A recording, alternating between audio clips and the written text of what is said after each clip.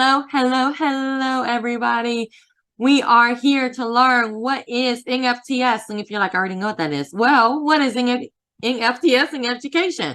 So what do we need to know? So I'm so excited for this one.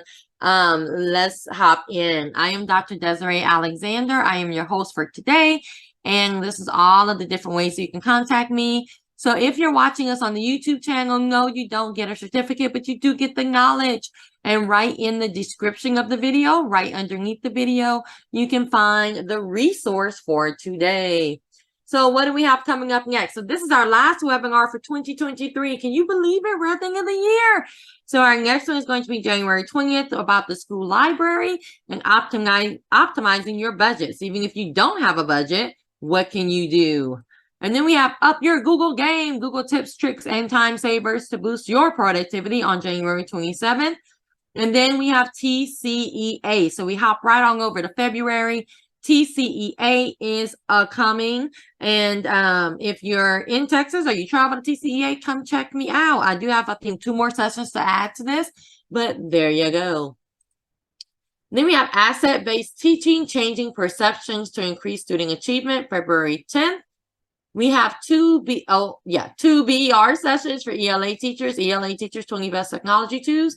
This is a paid event, and it will be February 13th to February 28th. Check it out.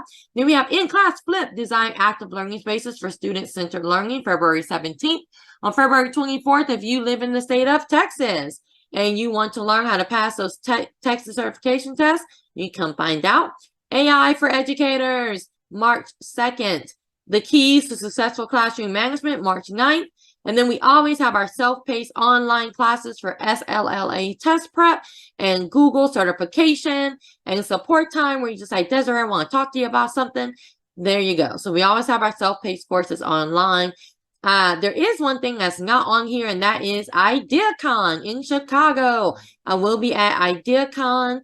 So definitely, if you are at IdeaCon in February, come check me out. And all that information is at edalex.net/events. If you have a webinar that you want to teach or just a topic, you're like, Desiree, you know what? You have all of these amazing webinars, and y'all, we are already scheduling more. So if you're like, hey, you have all these amazing webinars, I want to teach one, let me know what you want to teach, or I just want to learn about this certain topic. Can you get a presenter for that? Let me know. So this is where you let me know, what do you want to teach? Or what do you want to learn? And I am ready and able and willing to get started. So let's go ahead and hop in and get started to learn more about NFTs in education. Good morning, good afternoon, good evening to everybody, depending on where you're joining from. I saw a few in the chat. Thanks for joining in today. I see some familiar names. I'd say faces, but I only see Dr. Desiree on the screen right now, and I definitely know her very well. So thanks for joining in. I'm typing into the chat right now a link that hopefully will work if you've joined in some of my sessions via these amazing webinars on Saturday mornings before or anywhere else. You know that I typically use a Google form to do a quick survey. It is optional, and I would love for you to answer the questions if you don't mind, because what I do is I keep my lovely iPad nearby and I check out, what your grade level is that you're working with, maybe your role, what interests you have, what things you're using, if you have a certain experience with some different like concepts and things, and when it comes to these emerging technologies. Any concerns, questions, and some of them, they're not all required. And I do have my contact information there as well. And so if you don't mind multitasking a little bit, that does help for me for today's session that we're going to have here together. So there will be, I should say, some time for you to kind of pop some things into the chat. So I hope that you will. I might give you like a little mini scavenger hunt challenge using whatever form of technology that you want, but I would love, like I said, for you to do the survey. So we're going to see if when I share, it got the right screen. I think you should all be able to see my NFTs slide, hopefully. I did a webinar the other day and it took like 4 tries to get it, and they were seeing my email and things that I was trying to generate images with some AI. So it was like, okay, which is the right one? So anyway, we will get started. And I am Rachelle Dené Poth, and today we're going to be talking about NFTs and what do educators need to know. And so very briefly about me, if you've been in one of my webinars before, you've heard me say a little bit about myself, so I won't spend too much time with that. All right, I already got one response coming in. Awesome. So I currently teach full-time. I teach Spanish, all 4 levels. I'm the only Spanish teacher. I also teach a STEAM course to 8th graders, which is one that I made up, and it's called STEAM, What's Next in Emerging Technology. And I started that course about 6 years ago. And what I love about it is that I don't really have a set curricula. I have topics that I cover. I start with, looking at old technology. We talk about digital citizenship because the students are on their devices, whether on social media or just sending emails, and they need to understand the impact of how they're using these tools. They also need to understand how to properly send an email to one of their teachers when they have a question about a grade, rather than just, hey, can you fix my grade? So we do some of those basic, really important things in our class. And then the rest of the year is spent diving into AI, AR, VR, coding, robotics, metaverse, blockchain, anything and everything as it continues to emerge.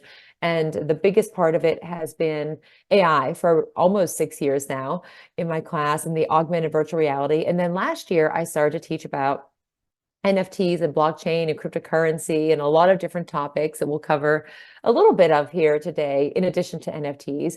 And so I do that during the day. I'm also a consultant, so I do work with schools. I've done small group coaching, one-on-one coaching with some of these topics. And I'm also an attorney, so I love learning. And I'm currently working on my doctorate with a focus on AI and professional development and the importance of providing for teachers. And it's a work in progress. So my whole mission and motive for doing anything, and here's just a reminder if you missed that, is to make it easier for others to get started. So I love spending time learning and reading and testing things out to get an idea about it, so that if somebody says, I've heard a lot about AI or about STEM or you name the topic, but I don't have time. And so my question to you right now, to all of you in the chat, if you are so inclined to respond, is give me, on average, each day, how many spare hours do you have where you're just doing, you can just choose to do nothing? I'm just curious about how much time anybody has set aside. If it's, is it 2 hours? You find you come home from school and you have like 5 hours of nothing to do, free weekends, all this extra time in the day. I have a feeling I'm not going to get many responses that say like that you have any time, because there's never enough time, because we're always learning and working. And 6 is good. I love it. So for me, I teach, and then I'd like to test out all the things that I can, so that if somebody says to me, well, what does this mean? What does this look like? I don't have a lot of time. Then it makes it easier. So we're going to dive in here because I got some responses. So thank you for that.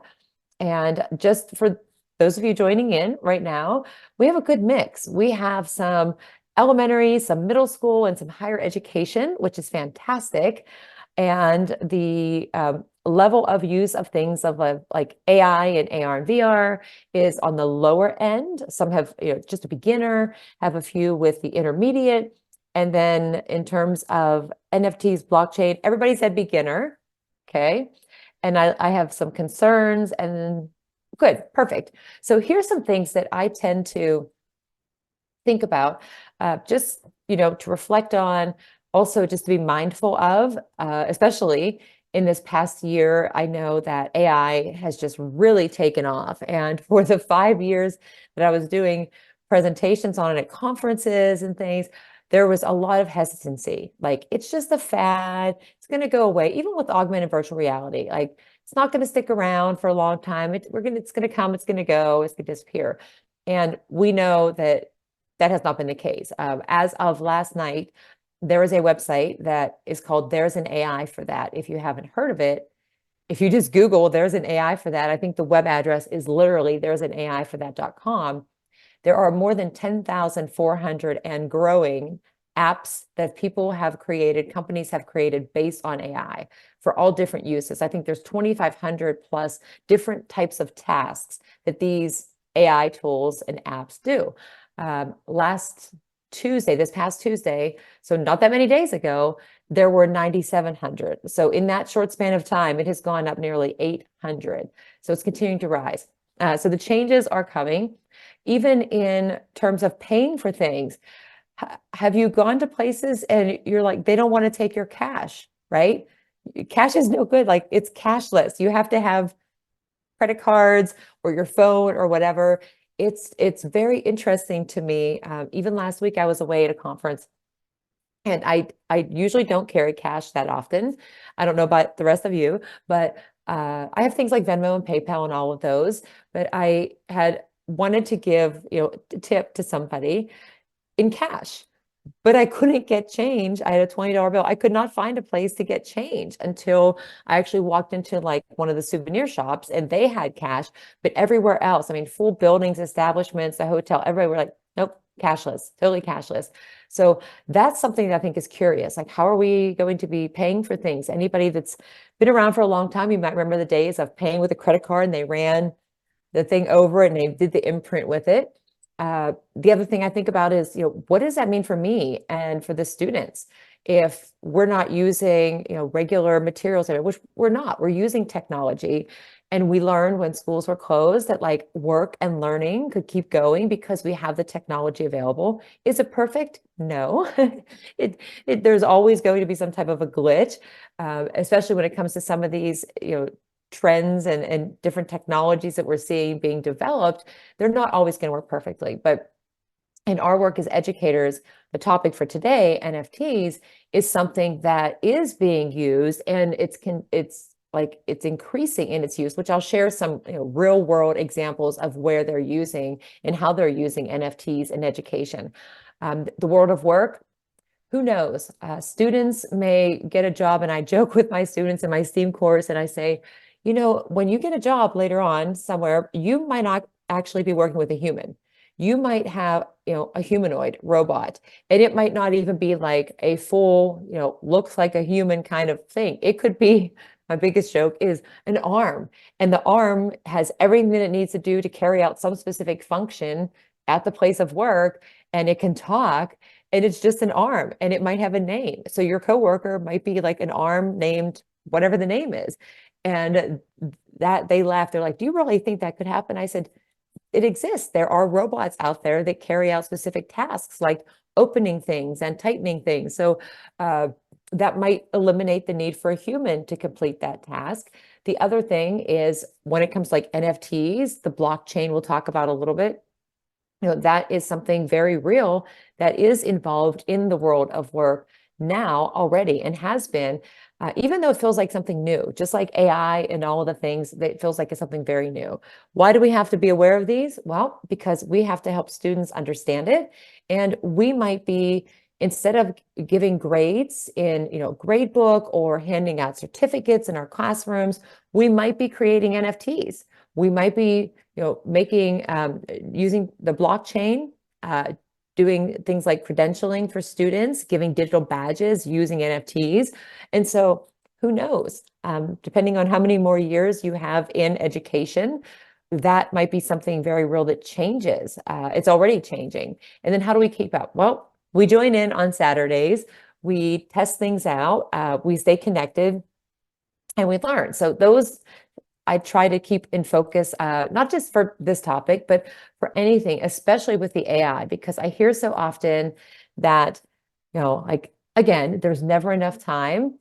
I don't know where to begin. I'm not an expert. And let me tell you, I was not an expert with any of the different things that I dove into. I just knew enough to get started.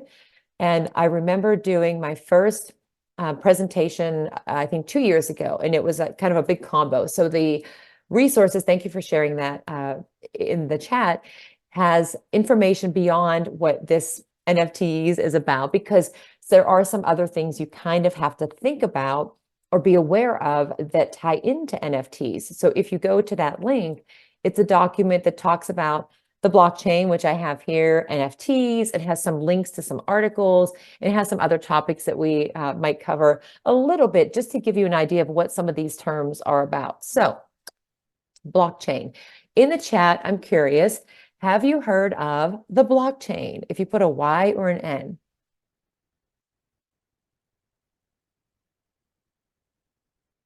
And I'm guessing that most people have it. I mean, maybe just in passing really quickly. All right, so we got a mix. I did a webinar. I did a 6-hour webinar the other day on AI. And every time I would ask a question about a different topic or a tool or something, I'd get a bunch of no's. And I got really excited because I love helping and sharing ideas. So the blockchain, I like to compare it to, and I know we have some elementary teachers here, or even middle school. Whenever you were in school, if you ever took the pieces of construction paper and you stapled them together and you made the chain, and it could have been for writing, it could have been for any purpose. I used to sometimes just make them for fun. Sometimes you would decorate the room with them. But if you think of it kind of like grouped like that, like a chain, it's basically the same as, and behind me I have, and I'll grab it just because it's nearby, but it's, if you've ever seen one of these, it's a ledger. My dad, and it's falling apart a little bit, but I got a lot of papers in here, but just holding this up. Okay, so this is a ledger where you would record business transactions. My dad had given this to me about 3 years ago when I started to do some different types of work and consulting. And he said that I needed to keep better track of, what I was doing and learn how to like balance the finances and everything. So basically, the blockchain is kind of like that older ledger, and it's shared, but you can't change it because everything is kind of locked in. The transactions are recorded. It's a very safe, secure, encrypted space. And so when somebody, your banking system, for example, you go into your bank account. I don't know if anybody has ever had their banking accounts hacked. I did a couple of years ago, probably actually more than a couple of years ago, probably 9 years ago. And it was at a time where AI was not as involved and it was not powering so much like the banking and credit protection to, find fraud, but it could have been done. Somebody could get your information. Even now, with some of the different things online, there's concerns about some of the different tools that are transactional tools that are out there, like the Venmo and the PayPal, worrying about whether people can have access to that information. When it comes to the blockchain, really, you can, track and store lots of different information on the blockchain. And so the things that you could put there could be like I have mentioned on the screen, you have a copyright for something, you have intellectual property, so you've written something. It can be a tangible or an intangible item. And so the simplicity of it is, it's just done instantaneously. You are online, so it's a virtual transaction. And so the benefit of it is, one, more secure. Two, they say that it cuts costs because it's not a bunch of different people who are, now that's a whole other conversation about, the loss of jobs, for example, but it facilitates like a faster transaction. And so if I were to equate like the time involved, if you've ever, paid somebody with Venmo or transferred from a PayPal account to your bank, like it's just a click of a button. The security of it, that's another issue, but when it comes to the blockchain, it's something that cannot be changed. So you can't go log in. It has, its password, it's encrypted and all of that. And some things you might have heard of are like Bitcoin and Ethereum. Those are examples of some blockchain that's out there. So it's a high concept, but just we'll get a little bit more into it. So there is a video that's going to kind of play in the background. And I do have some videos linked in there as well. I won't play it because it's 12 minutes long, but basically it's called the blockchain because each of those little blocks, and you'll be able to see, hopefully the video is showing there. And when I do these types of sessions, I always have something playing in the background because as I explain a little bit of it, you can kind of see it happening, a little bit in the background, go, oh, I get it. So if you have, information, so you have a block, and then it's connected. So there are different, like I mentioned, with the construction paper, and you put those, you connect those. For example, if you have a transaction that you're connecting, like on the screen here, we have Ted and Jack and Sam and Phil, and I saw the word fail and I mixed them, and they are trying to exchange information, or it might be they're sharing something that has a copyright. And when it comes to banking, like I mentioned, your account could be hacked. There's limitations that happen. Things are not instantaneous. There's a high cost sometimes for transactions. It just depends on your bank, and there's lots of different things. So then what happens is, with each continued, transaction that happens between two parties, for example, if you're exchanging things and just tracking things, it just keeps going. You don't kind of like back step to it. So you're just building.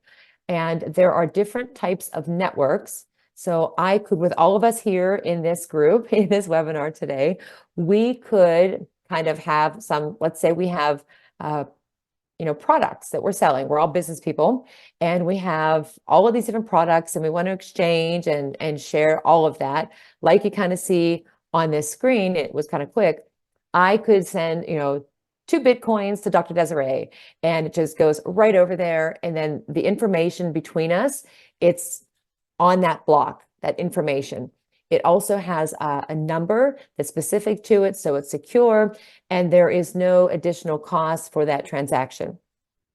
And then you could do the same thing. And so you build the blocks. So that initial block, me to Dr. Desiree, and then let's say Dr. Desiree decides to send something to Emily, who's in here, and it could just continue. And so each of those individual blocks has information that's specific to that transaction between those two people. And so it just kind of continues to record it. There's more trust involved in it because the people in your network, if it's a members only, and it's more secure because you have to know the codes and the logins.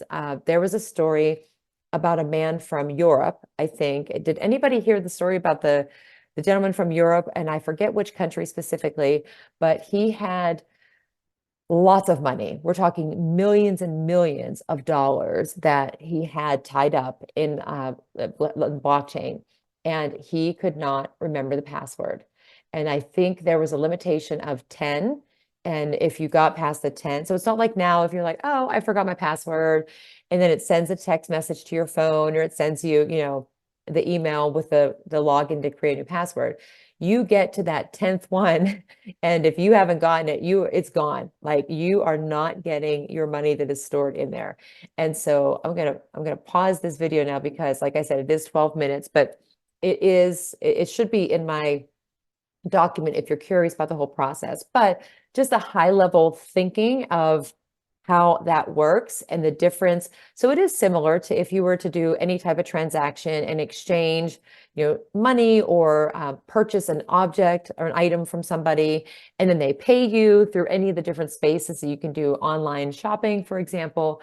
But with this one, it's all encrypted, and the information is stored just between those two parties, and nobody else can kind of have access to that information. So that's like a little bit high level, but this actually makes it a little bit easier to visualize. So I'm just going to give you like 30 seconds to just take a quick look and go through the 5 different steps. And I got that image. There's a lot of great images from there. This one I picked, I looked at a lot. I found this one. I thought, I kind of really like how this one goes through and has the images, it's great infographic. So like I showed the old ledger, it's digital. Then it's encrypted. And even now, often, the recommendations is, doing 2-factor authentication. So it's like you log in, and then you have your password, but then you have to put the code in from your text message, just extra security. Or you put your information in, and then you have to type in the code, the captcha code. You got to click on all the tractors or crosswalks or whatever it is. Those are all in place for greater protection so that things cannot be hacked. And so every time there's some transaction that's recorded on the blockchain, that is it's the ledger, and you cannot change it. So different than, let's say, I send money to somebody, through PayPal or Venmo, they can't then like send part of it back to me or reverse it like you can in some of those things when it's on the blockchain, I should say. And so it removes the middle person, which those you don't have somebody in between. I mean, you have Venmo and PayPal and it's shifting it through, but I could send, money to anybody, and it is convenient to do that, right? People take collections at schools for different things or fundraisers. A lot of people now are putting what their Venmo is because it does make it easier for people. The other part of it is the sharing. So you can share a lot of different things. I haven't mentioned all of them, but it's just anything that's, data, contracts can be stored, information about contracts can be stored, and you can't change them, you can't get into them, but that information is there and just kind of builds upon it. And decentralized means, unlike big corporations where, let's say go Google, think of somebody where if you post something, it's not that you can just automatically post it without it being, run through a filter or potentially being flagged. So decentralized just means there's no like oversight or control. There's not somebody who's in charge of like approving the transactions that you've done. There's a lot of different, there's actually a great organization that's out there. It's Ed3DAO, the ED, the number 3, and DAO. If you look them up, they have a channel on Discord. They talk a lot about NFTs, metaverse, some of these topics. They do some article writing. There's a group. It's pretty awesome. So if you're looking to learn more about some of this, I would definitely recommend them. All right. So with that little bit of background about blockchain, because it does tie in to NFTs, we're going to look at education and how NFTs may or may not, we'll see what you think, benefit, impact education and us as educators. I know when I first learned about NFTs and I had written an article about it, I was amazed at what you could do. And then I started to see more and more on Twitter or X, people creating NFTs, learning some facts about how much certain NFTs sold for. We're talking like millions and millions of dollars. But there are a lot of benefits and different ways that they can be used in education, and not just by like, the school system itself. We're talking like the educators, administrators, and even the students. So first, I'm going to ask you the question, and in the chat, does anybody know anything about, well, here's 2 ways to do this. Anybody know anything about NFTs? You type in the chat, or if you want to Google or, quick scavenger hunt and find a fun fact about NFT. We're going to give you 60 seconds. I should have put a timer in. I could have Dr. Desiree sing a song, no, but we give you a minute. If there's anything that you know about NFTs, maybe the name of one, something used to create them, what it stands for. I'm trying to think of anything else. You can Google it. Maybe you can ask ChatGPT, tell me what an NFT is, and we'll see if anybody has anything to add into the chat. And people would never leave if you sing a song. If I were to sing, that would be a little bit of a different story. So if you are multitasking, yes, Joyce, non-fungible token. And when I taught this to my students, we did an interesting activity. And I'm looking to see, so we have some elementary, some middle school, and some higher ed. An activity, depending on what you teach, is if you want students to learn about some of these things. I did kind of a similar activity, which was basically like a scavenger hunt / genius hour / choose your own adventure, if you want to call it that, with my STEAM students. And I had a list of topics that were all related. Blockchain was one of them. NFTs was another one. I had Bitcoin, I had cryptocurrency, and there was several others. I think I had between 10 and 12. And I gave students a choice of what do you want, because they really didn't know anything. A couple of them knew what an NFT was and what the N, the F, and the T stood for, but they didn't actually know what it meant. And so then I gave them time to do like a Google search, a scavenger hunt. to find information. And then each of them did a short little presentation. And I should have brought it in. It's in my backpack because the information that they found, it helps us to learn too, because I know in some of the responses I got on the survey, and thank you again if you did that survey. If you didn't, you still can. It's just my last name, Poth, and then META, lowercase, and the number 1. Easy for me to remember. But it helps you to learn, because when they looked up the different terms like blockchain and NFTs and the others, some of it I knew because I had done some research and I was teaching them about it, but they found some fun facts about them. And I was like, wow, seriously? Like somebody paid that amount for, and then they had fun and they felt like experts about it. The first time that I asked them a question, it was the word minting, which I'll cover a little bit later, and they Googled it. And so without context, minting can be, I mean, a lot of different things, and younger students wouldn't necessarily know, but it was fun to see what they came up with. And all right, so I asked ChatGPT to explain to me like a middle schooler. I love that.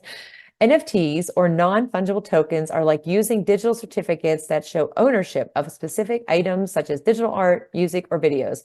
They use blockchain technology, which we talked about, to verify and record ownership, making each NFT distinct and valuable. It's like having a rare collectible in the digital world that you can buy, sell, or trade.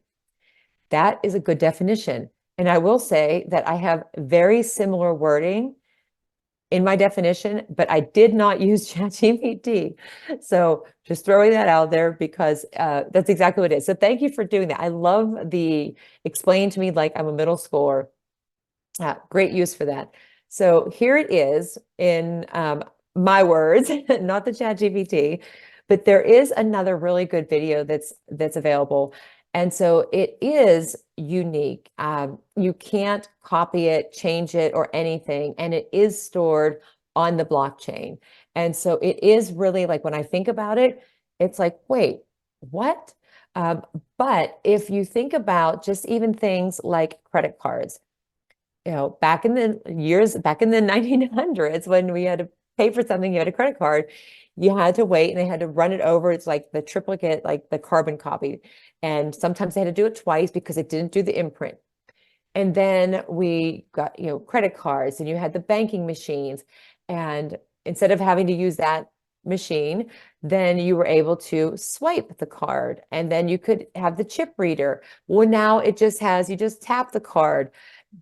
Last week at the conference, I didn't know whether to tap, swipe, insert the chip, and I was tapping it. And the young woman said, "Oh, you don't have to tap it. You just have to hold it above it." I'm like, okay. And so the way that we're paying for things is interesting. And so even just thinking about that concept is amazing. So I'm just going to pause this video here. So let's say that I have a $100 bill, and not where I was last week, because it was very difficult to get change for a 20. But if I have a $100 bill and we're all together in the room, and I say, okay, does anybody have change for $100? And you all pull all of your money together and put it down, and there's pennies and nickels and quarters and everything. And I have in one pile, I have $100 in all varying forms with coins and bills. And then I have the $100 bill. So those values are equal. I could get 5 20s, I could get 10 10s. It doesn't matter what the breakdown is. Somebody might be really funny and just give me all pennies, which would be a huge mound of pennies, but it would be equal value. So that is one example. If I then, swap it out, it's still going to have the $100 value, the $100 value. Then if I do something like take the Mona Lisa or some painting, which I think they have the Last Supper image in this one, but I always go with the Mona Lisa. So let's say I have the original Mona Lisa, and we're all in the same room together, not the Zoom room, but in the physical room, because that's a little bit easier. Otherwise, I'd have to send you ownership through the blockchain. But we're all in the room, and I say, "Look at this, Mona Lisa." And you're all like, "Wow, I wish I had that." And I was like, "Oh, you can." And I rip it all into, let's see, I think there's 10 of us in here because of Dr. Desiree's, it's 2. So there's 10 of us. So I rip it into 10 pieces, and I give each of you a piece of the Mona Lisa. So here's my question to you. Does it still have the same value? If you type in the chat a Y or an N. Because, I mean, who does not want the original or whatever? I have a painting on my back wall. It's not a very famous painting, but so I got some no's. No. But what if I take it, I say, you know what? I changed my mind. I kind of want to keep it as one big piece and I just tape it back together. Still have the same value? No, you can't do that. When I asked my students that, they said, why would you do that? I said, it's just an example. I wouldn't actually rip up the Mona Lisa or any other famous painting. And so the thing is, like, whenever, and I'll play this part again. So what they're showing you is like, one, if you have the painting of the Mona Lisa and you make a copy of it, it doesn't have the same value as the original. So then if I would rip it into shreds, like it would not have the same value as when it was intact in one, one beautiful painting. I've completely destroyed it. And so with NFTs, they can represent, like ChatGPT said, thank you for sharing that, a lot of different things. It shows ownership in something. And there are, I think Nike last year did something with tennis shoes and NFTs and sold those right away. There was an NFT of a GIF and it sold for millions and millions of dollars. There was a tweet years ago that sold for millions and millions of dollars. And there's different types of ways that you can exchange the currency for it, but it's not something like that you hold. So I wouldn't go, hey, look at my NFT here. It represents something, but it's digital. It shows proof of ownership. And so it's similar to having, a certificate that you would print that shows, you purchased something. Like you have your car, you have like the paper that says like that you are the owner of that car. But with NFTs, it can represent a variety of things, videos, concert tickets. I mean, they continue to change what NFTs can represent, but it's just the proof of ownership, proof of purchase, also proof of other things in education, which is what we'll see. So this, again, kind of just, restating it is you can, whenever you buy and sell something. So if you put something on eBay, if you've ever done that, or any other site, you sell things, there's lots of different sites out there. You have your own website and you're selling a product. So people can go to your site, they can see what you're selling, they can buy it. Maybe you exchange things on the site, you never know, and it's paid for and it's done. That is similar to what you do on the blockchain. And some of the things, and here's what I was alluding to on this one, is academic credentials.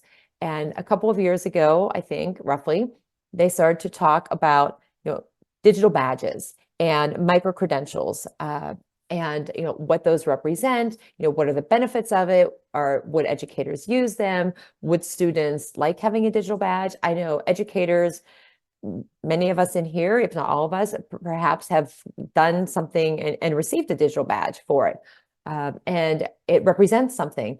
If on your own email signature, you have some different badges and certifications for things that you've gotten, that represents something. If you are trained on a certain technology, if you've completed certain type of coursework, for example, you might receive a badge and you can show that to tell other people that you have a certain level of skill, for example, at least as far as the academic credentialing goes.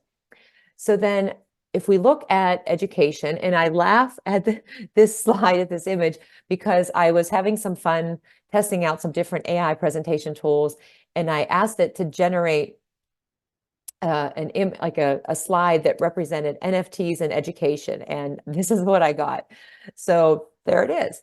But the ways that they're using it, and I will share some real examples here in a little bit in our time, but they can be used to show credentials.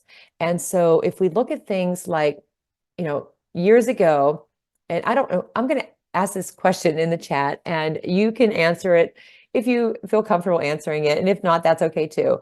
But years ago, whenever we had report cards, they weren't available online. There wasn't the technology when I was in grade school.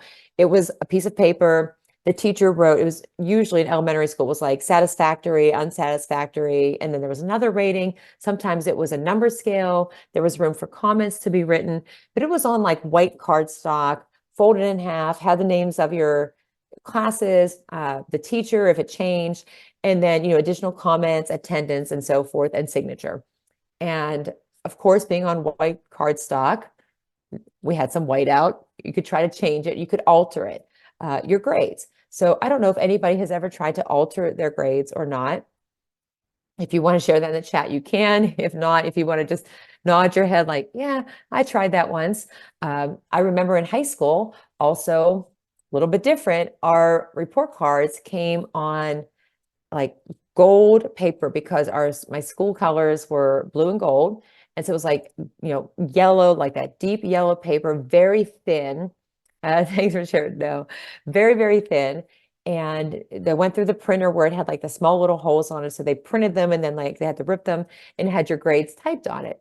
And I remember getting a not so great grade and I tried to change it, on it. Like my parents wouldn't know, but you tried to alter it. And I know that a couple of years ago, I had a student who basically hacked in, not really hacked in, but found out how to change the code on the screen where it showed his grades so that it would change it on like that view. And then he printed it. It didn't change it in the system, but he was able to change it so that when he printed it, it reflected the percent that he put in because he changed the coding on the page.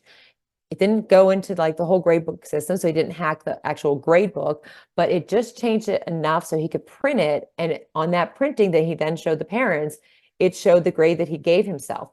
So that could be changed. Now, when it comes to NFTs, you can't do any of that. There's no way that you can forge your grades or any other information on it, and you can't duplicate it.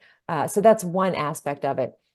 Some of the, funding in schools, people looking, to get resources for a variety of reasons. I mean, it could be textbooks, it could be just materials for STEM learning, anything that you would need. People often, of course, write grants. There's a lot of organizations that provide funding. Sometimes schools will do fundraisers, but then there's also the opportunity to use NFTs as a way to generate income from educational content or creation of materials and resources.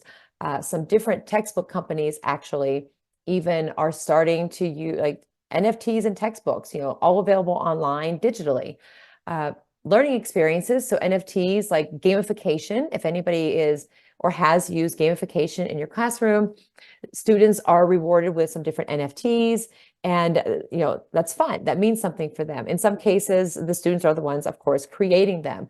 And the use of these, again, it's not something that is done yet very often or frequently, but there are a lot of interesting news articles that come through and case studies that schools, teachers have used NFTs in their classroom and that they're creating them.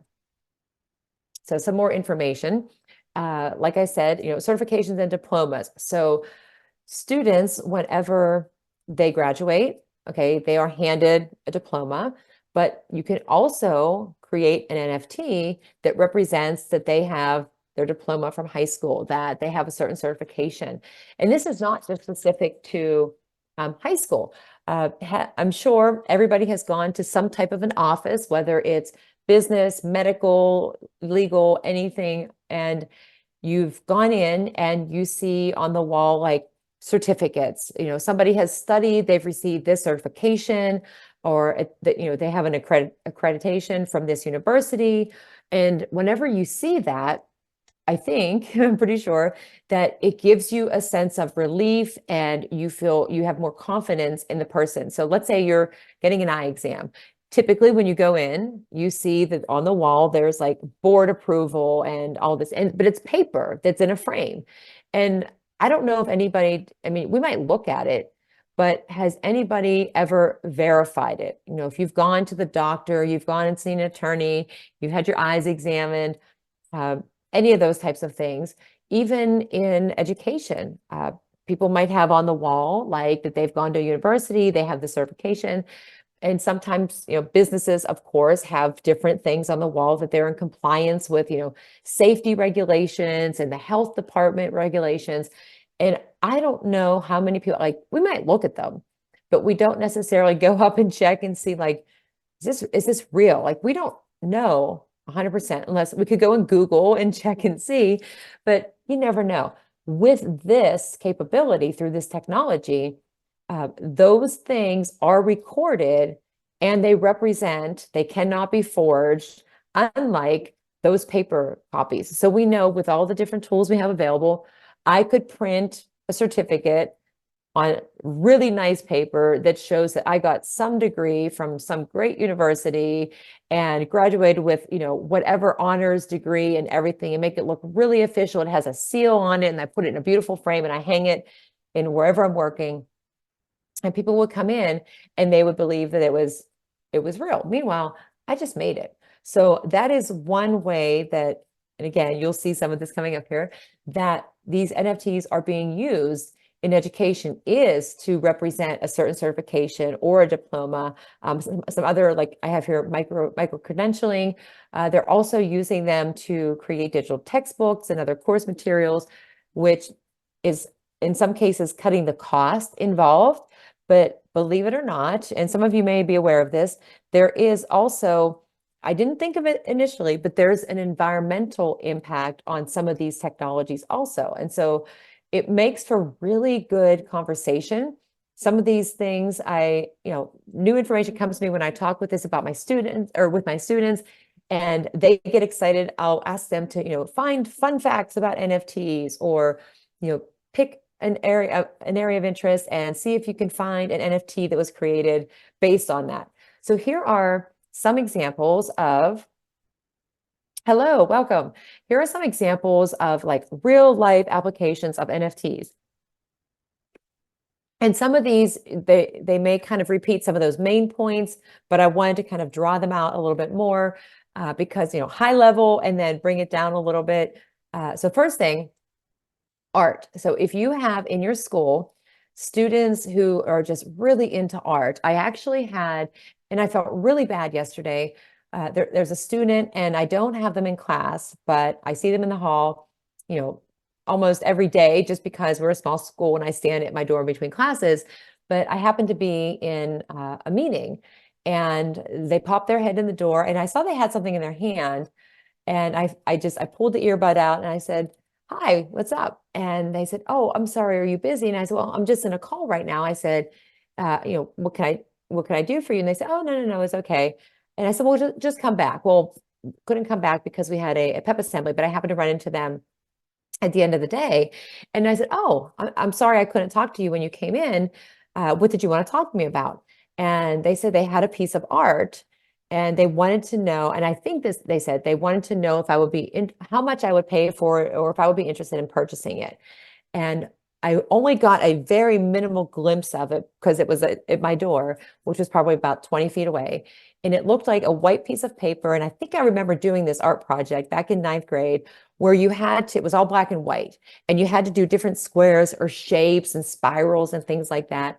And this student probably knows, because I have in my classroom former student artwork, and a couple of my books, I had one of my students design the book covers because I just love seeing what students create. And some of the students, and this brings us to point number one, is that some students or artists or anybody, who has the talent, of which I don't in this area, but the NFTs, it's enabling a person in education, your students could become entrepreneurs in a sense. A very real sense is that they create a work of art, and then they use it and they design and create an NFT, and they basically sell, copies of, I mean, it's not the original because they have the original, but copies, a certain number of copies of what they've created. And that's a way that also that schools and different organizations can raise funds, is by having the creation of NFTs, and they're making money with that. With this, then, of course, their art is protected because it's back to the blockchain. It's stored on there. It's secure. Nobody, I mean, somebody could copy it, of course, it could happen, but it's not the original. It's not the one by that particular, not the one done by that particular artist. In this case, could be a student. And so that is something that my students were like, really? Like, I could do that? And I say, yeah, and it has been done. They'll do like limited editions of certain works of art, and it's set at a certain price point. And then it's, you have, when it's stored on the blockchain, if there's 40 editions of it, and I purchased number 2, that's my record, that's my block on the blockchain. I own number 2 copy of this work of art. Virtual worlds. So you can buy land in like the virtual space. It's a real thing. The metaverse, you may have heard about. I know that it's not something new, and some people have actually been in the metaverse and not actually realized it. 2 examples would be students, or you, if you've ever used like Fortnite or Roblox, that kind of simulates like the virtual environment, what the metaverse is, and you can actually own land, own property, have stores, sell products in the virtual space in the metaverse. And so for students, when you do this, it's kind of like, imagine playing Monopoly, but not actually having, and I just made that up, not actually having all those pieces and, the hotels and things to put on the board, but it's just in this virtual space. So you're doing the same process and you're owning, but it's in the virtual space. And again, that's kind of like a high level. It's hard to think about that. Other ways in classroom and students, and this could be not necessarily, younger students. It depends on the age, of course, because access to technology and the privacy and all of those considerations.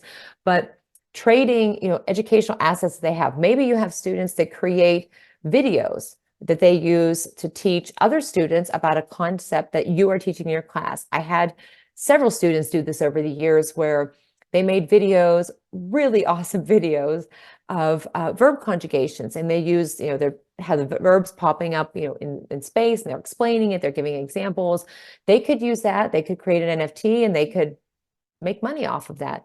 The artwork, the certificates that you can use, especially if you're in, virtual learning in a virtual classroom, for example, creating that and sharing that and having that represented.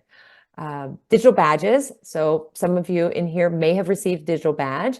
If you've gotten credentials, now, depending on where you live and your education system, Department of Education in your state, all of the information about your certification is stored there, even through your school. If you take a course, if you've done, like in Pennsylvania, we have Act 48 hours, and you have to, the number of hours over so many years, that information is sent to our school administration. School administration then sends that over to the Department of Education for Pennsylvania, and it's all there and accessible online. With this, could I potentially say that I attended some event, some training, make a nice piece of paper and turn that in? I could, potentially. There are no guarantees, right? Just like with the certificates you might see on the wall if you go to an office. But with this, it's stored, like I said back initially, on the blockchain, which is like that the newer old school ledger. And it's stored, it has its own unique number and identifier, and it cannot be changed out. So everything is stored there, and it's verifiable, which means like, it's not made up. That if you look at the transaction, the details, the number, all of the information that's stored there, it's there and cannot be changed.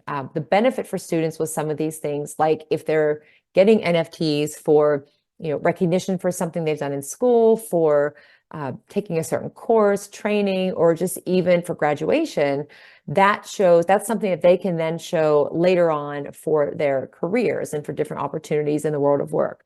And the same with us as adults and as educators, we can use those as well. But what are the challenges? Because, there's like, oh, this is awesome, we can do all these things, and, we don't need the paper. It boosts creativity because we can create NFTs, students can create them. There's lots of different ways that they can be used, but there are some challenges, of course.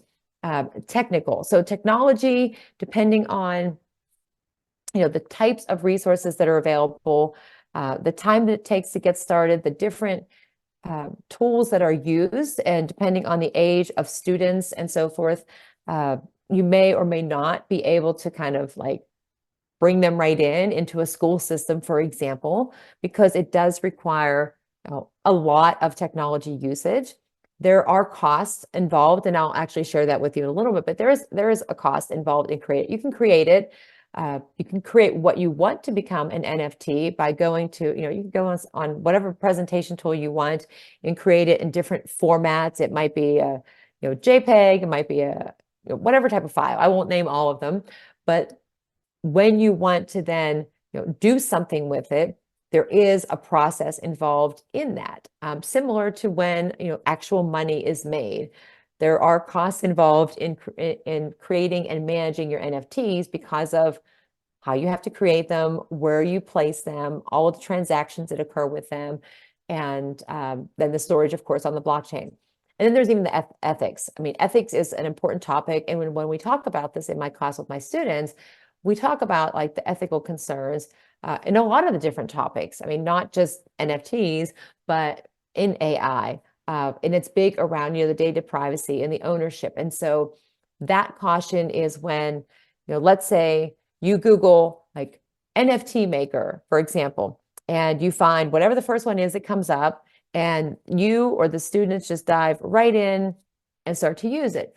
But you don't necessarily know unless you take the time to read all the different print about like the information, what's happening with your data that you're sharing, what's happening, if they're sharing that with anybody else. So those are just things that you want to keep in mind.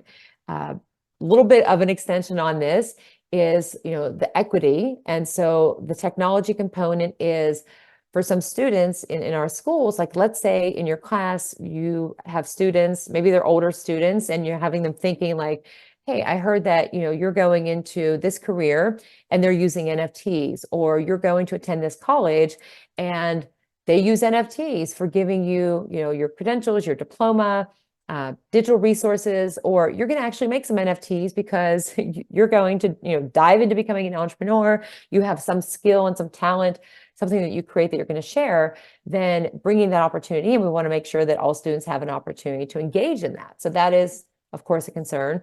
I did mention the privacy and the security. And so looking at, and there are some sites that you can check out to see. But again, reading the fine print, because it's not always, highly visible on some of these sites, and they are fairly new. And so the regulation around them, the different laws and, legal considerations are still evolving, just like with AI. Copyright, that's a concern too for people when you take something, even, we're talking like plagiarism, and you use ChatGPT, for example, but looking at copyright and intellectual property. So these all make, well, this particular point makes for really good conversation about, digital citizenship. And, if you create something and then there's multiple copies of it, or if somebody purchases one of your NFTs and then they make a copy of it, like what issues does that bring up? And so it's, like I said, it's evolving. And, I'm not an expert.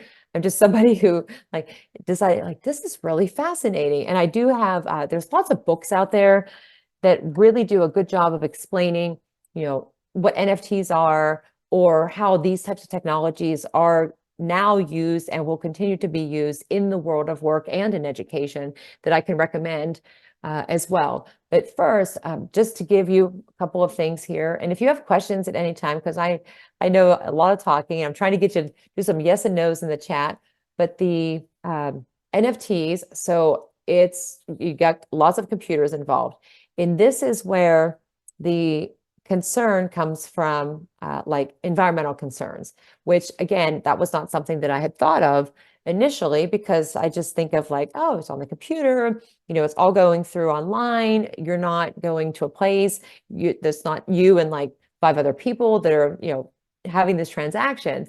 But the way that they are created is through minting. And the story that I'll tell you really quick is that when I gave my students the like scavenger hunt, and they all had a different topic related to this to explore, when the student that had the word minting read their response, It was all about like the process of like using mint and adding mint into cooking. And I forget what the actual recipe was, but the funny thing about it was that, you know, we need context when you Google. So when you Google minting, like whatever comes up, but somehow they managed to find that as a response. And after they read the first, they had written it, but after they read the first like 3 sentences, they said, wait a minute, this doesn't make any sense related to what we're talking about.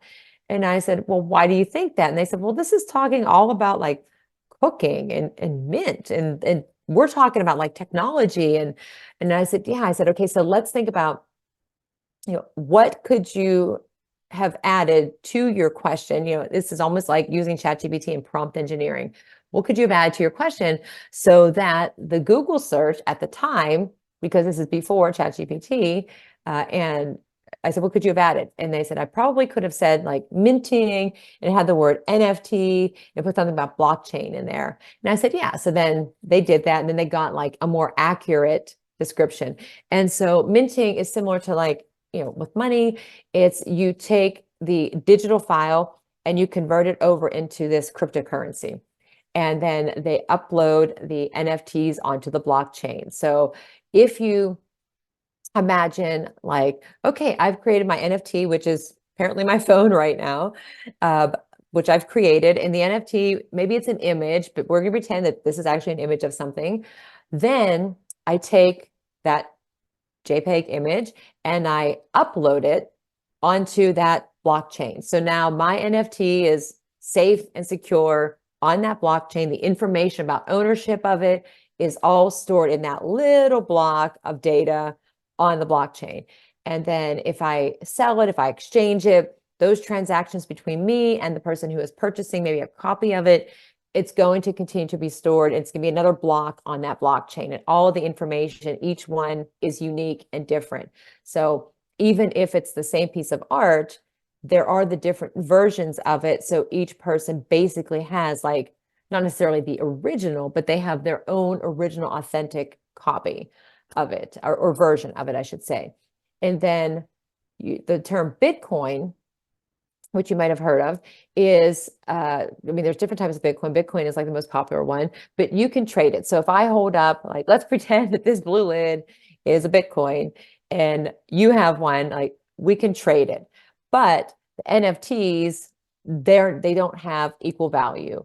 That's the thing. So when you make the NFT and it's that original one, but then you have different versions of it, they're not equal in value to that original one. So that's just a little variation of it. And so here in higher education, so I'm glad that we have a couple people here from higher ed. And I don't know if those of you, if anybody has heard of any of these, I'd be curious to know if you had read about any of these happening, or if you are familiar, if maybe you actually work at one of these universities, that will be really awesome as well. But I think these examples that I put in here help to, thank you, help to kind of make it easier to wrap your head around it. Because like I said, when I first started, I was like, I'm not totally getting it. But when I saw the, when I found some examples of like, oh, so if I have the $100 and I divide it up, okay, and I pull it all back together, it's still the same. But if I rip up this poster, not the same. Or if I have like, you know, an original old record, it's the best record album ever, and then I break into pieces, I can't put it back, it's not going to hold the same value. So then I was like, oh, I get it. And then I saw some examples of NFTs on different social media networks. Rabbi Michael Cohen, if anybody has ever heard of Rabbi Michael Cohen, he did a lot of NFT creation. So I started to see some examples. I'm like, okay. Then I read about these. And so at Duke, like it says, you know, for a master's program, they have NFTs. So somebody, when they complete that program, they get their own NFT that's stored on the blockchain. They have access to it, and it represents like what they did. They have their master's. So that credential cannot be faked. It can't be that somebody just kind of half completed the program and then made their own. It's been given by the university. I thought this one was pretty cool. Seton Hall gave alumni NFT awards, and that's an interesting way to also teach people about like this different technology that's being used. The one teacher, and there's a teacher in and I forget where he is from, but I think he teaches fifth grade. There was a conference last November that was actually held in the metaverse. And the teacher had used NFTs in his classroom to do a lot of things with teaching students about like financial transactions and having them create NFTs and do the designs and just really understanding it. And that I thought, I was like, wow, really? Fifth grade? But then also at Pepperdine University, this is something I think from last year probably as well, is that the teacher was awarding these NFTs to the students. And so the students, depending on how they did in the course, it held information about like their work. And so whatever that information is, about their progress, maybe it's projects that they did, interests that they had, scores on assessments that they were given, it represented all of that. And that was something that was given to them. So then, it can't be changed. And it's held in the digital world and stored on the blockchain. And then MIT, who does tons of research in lots of areas, AI especially, but also with NFTs, is really looking more at and has put out a lot of information about, instead of using like paper transcripts and those, because again, transcripts, if anybody has had to order one recently, when you get them, like it can't be sent to you in the envelope. And if you don't open it, you hand it to somebody. Like you cannot touch it. It's all done through this online system now that I'm blanking on the name of it, but it's all done digitally and it's sent to them and verified. And you get a notification, sometimes even on a text message and an email, that it has been sent, the transaction is done, the person has received it, it's verified. That is very similar to how an NFT would work and the transactions that would happen on the blockchain. And so they're looking at like, is that more effective? Is that, does it happen at a faster pace? And so this is why I think, as educators, it's important to understand, especially for us in K through 12, because the students that we're teaching may go into a class where they're like, getting an NFT, or maybe they have to create an NFT for their class. Maybe they enroll in a marketing course, for example, or business management or something. And one of their activities is to learn how to run a business, how to complete transactions, how to use the blockchain, how to interact in the metaverse. Some of the different tools that you can use, and here are some on the screen. So Adobe, if anybody has used Adobe, I know a lot of people are often posting about Adobe and all the things that you can create with it. That is one tool that I have seen people use in order to create. Appy Pie, it's not free, but they will send a trial for you to kind of test it out and see how you do it. You can even use tools like Photoshop, some other creativity tool, presentation tool to make it. But then this that I have on the screen just shows you some different examples of some different NFTs. And it's like generate up to 10,000, and because you can have a collection. So an artist who is creating NFTs might have, like in this case, you look at them and they're all dogs, but each dog is different. And then they could sell multiple versions of it to somebody else who has an NFT. And I don't know, I think it's fun for creativity. Now, for those of us in K through 12, I mentioned a couple of these. Diplomas was one thing. I didn't mention about the creating resumes, but again, with resumes, you can make your own resume and put it on paper. And I don't know how many people, if anybody, even still takes like paper resumes anymore, because things are just done online. You go on LinkedIn if you apply to a job and you just upload your resume and you apply without even having to type information in. Most times you send the file, but you can also use and like create your resume and have it be turned into an NFT that's then stored out there. I mentioned this already, the grading and the transcript. So if they are used as a way for showing that a student has graduated and completed their high school education, they can't be changed. So it's a transcript. And so if somebody would say, and they go to a job interview, did you graduate high school? Yes. Do you have your transcript, your diploma? Yes, it's right here. They could have a fake one. But when this is done, this is stored and somebody can actually see that like that information is stored on the blockchain. It's not something that has been, generated and is fake.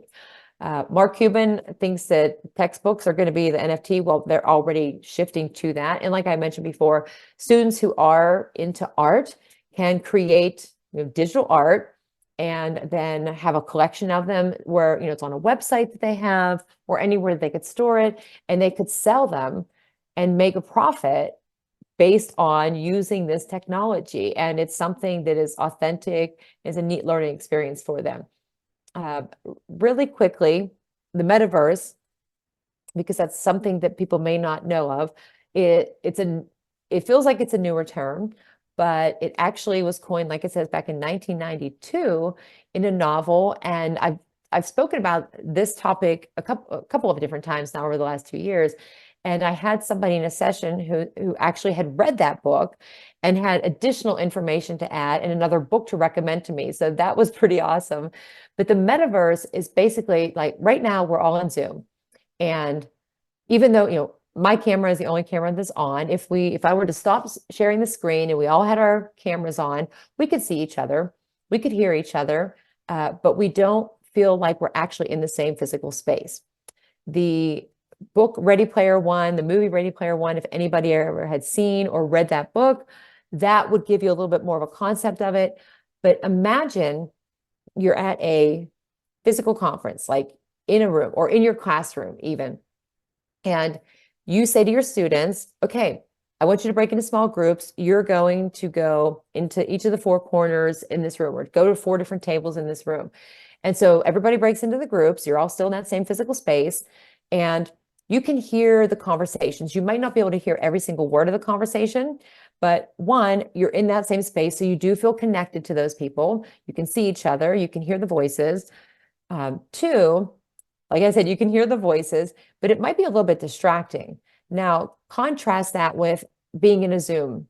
So we're all together. If we see each other on the screen, we don't actually feel like we're in the same room, even though it's a Zoom room. We can go into breakout rooms and have smaller conversations, but there's still that little bit of disconnect.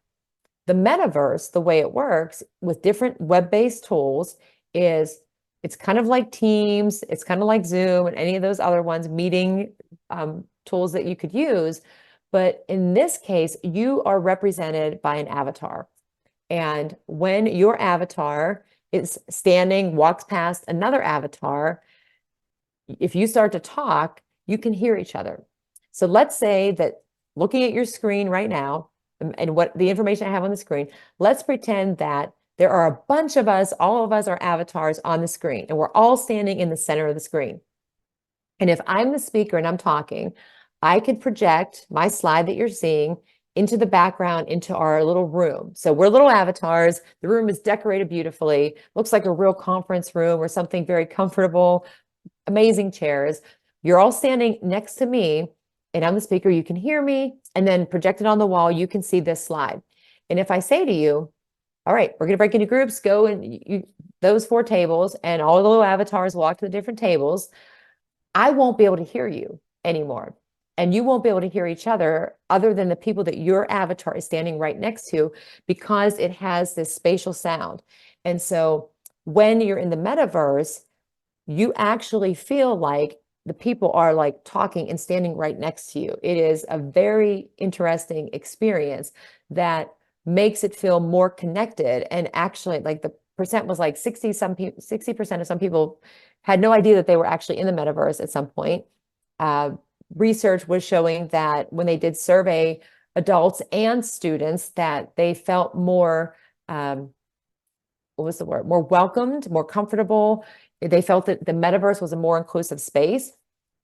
And so how the metaverse ties into NFTs and blockchain is that we're talking about like being in a virtual world.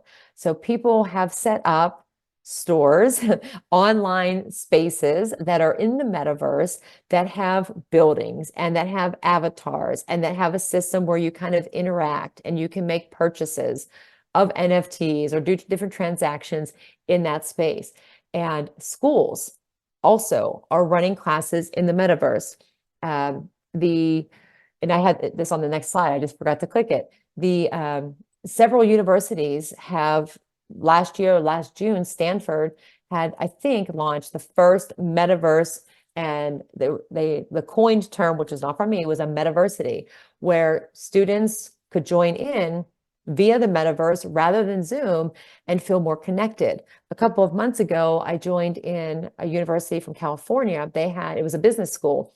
They did a ribbon cutting ceremony for basically the metaverse in a digital twin. So those of you in higher education, imagine you're teaching in your classroom, in the physical classroom, and you have students who, because of, cost, because of location, it's a far distance to travel, it increases like the ability for them to take a course where otherwise maybe they couldn't.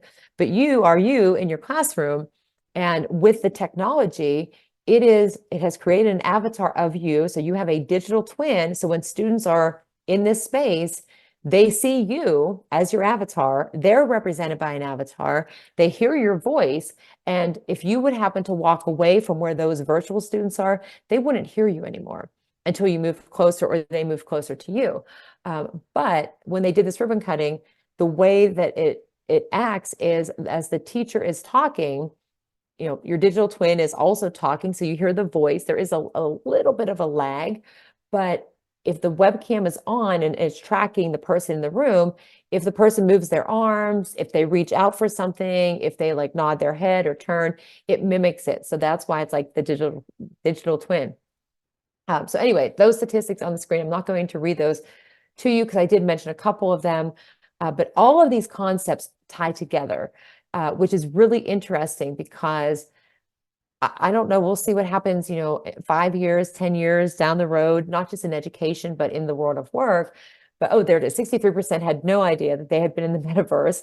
But the students, when I talk to them, they say that they do see how people would feel more comfortable because you're represented by an avatar. It's not you. And I said, well, that makes me really sad because everybody should be accepted no matter what. Some of my students will say that they could see that it would help people to gain more confidence in interacting with people in this type of space, as opposed to like Zoom or Teams, because you would actually feel like you were getting to know the person, you could hear them talking. And so all of this makes for interesting conversations. And I'm going to kind of skip that one, but I wanted to give you a couple of other statistics, and then I have one more thing for you. And I know this is a lot of information, but some different statistics. So if NFTs are new to you, which that was like high level on the survey, and I think that the concerns that you express are the ones that I hear most often, afraid of being left behind. I think that's always going to be a fear because technology is moving and advancing at such a fast pace right now, especially when it comes to AI. And it's impossible to keep up, and just like finding balance and find time, like it's impossible to do those things. The best thing that we can do is just to keep learning as much as we can about it and adapting, because it may or may not impact us. Who knows? You might find out like next year, like, oh, you know what? You're not going to be actually giving like paper certificates anymore. You're creating NFTs, and you're like, wait, what? So don't worry about that. And I don't know what I don't know, and that's uncomfortable. Like that's true as well. So don't worry about it. I've tried to give you some, some information just to process, but it is advanced. And I understand a lot of technology. And even still for me, after a couple of years of, teaching about it and researching and reading about it, and trying to create my own NFTs and all of that, I'm still learning and I still feel behind. But anyways, so some statistics. So by 2027, so we have some time. So if you are worried about it, don't worry, you still got some years, but that's a lot of people to be using, to be in the NFT market. And then those of you that said you don't know or you're worried about being left behind, 70%, I just pulled these statistics earlier this week. And that is a statistic from March of this year, I think is where I got it from. That 70% don't have any idea about NFT. So you are already ahead of the game because now you know about NFTs. You have some resources there, the videos. Definitely recommend the videos if you want to learn more. because this is something we could spend a lot of time. I wish we had time to go and create some NFTs or try to create some NFTs, which you can also do. You just have to find a tool to create. Generation Y. So I don't know ages of anybody and which generation you're in, but there was almost a quarter of the users of or NFTs, the people that collected them, I should say, was about Gen Y, quarter of them. How about that price for an NFT called the Merge? $91.8 million. And my thinking is like, but I don't really know, like I'm not holding it. It's like, it's not in my hands right now. Like that's a lot of money. And then the last thing is the carbon footprint. And so there's mixed kind of reviews about the NFTs and the let me see, I think I had, oh wait, let me go back one more, about the NFTs and the impact on the environment. And so one concern is because it does require a lot of energy and consumption because you're creating, you're designing it on whatever your tool is, you're saving it, then you're going in and, adding it, selling it, all of the things that you'll be doing, it's putting it on the blockchain, all those transactions.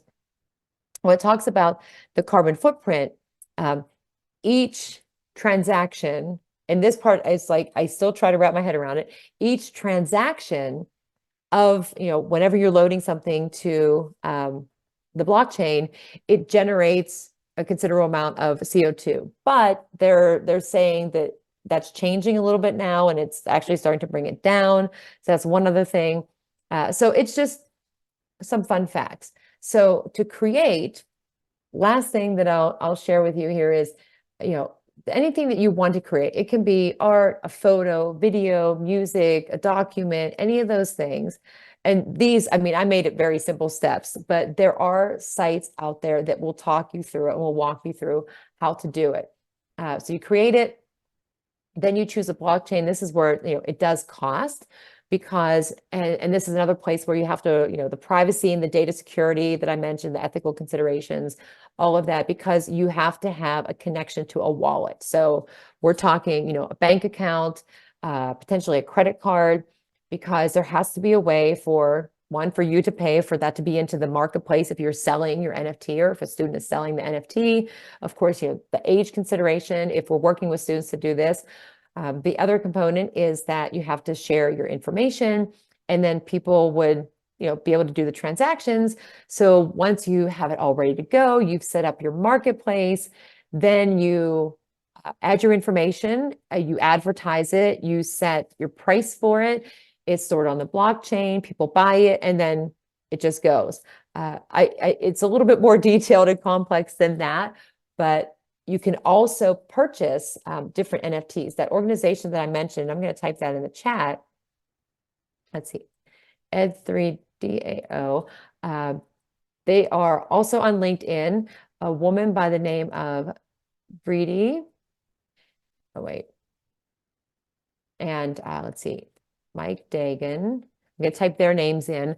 They do a lot of writing, research. They put out newsletters on all of these topics. But if you are interested, like, oh, I kind of like to see what other people are creating, see some examples of NFTs, connect with other educators, learn about what the benefits are, how you can use this, in the world of work, for example, those are definitely two people that I would recommend.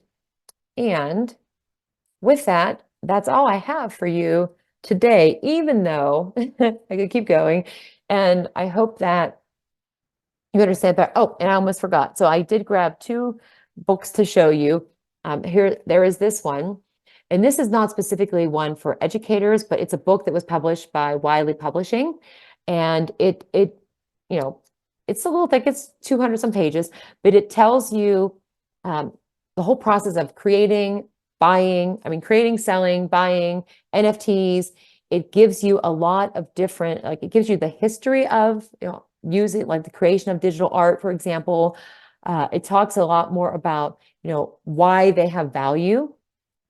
Whenever you would do transactions, I remember reading, it talked about like the old days, Like it was trustless. Like you didn't necessarily trust somebody with a transaction. Whereas with the NFTs and using the blockchain now, it's more, there's more trust in it because of the way that the information is stored.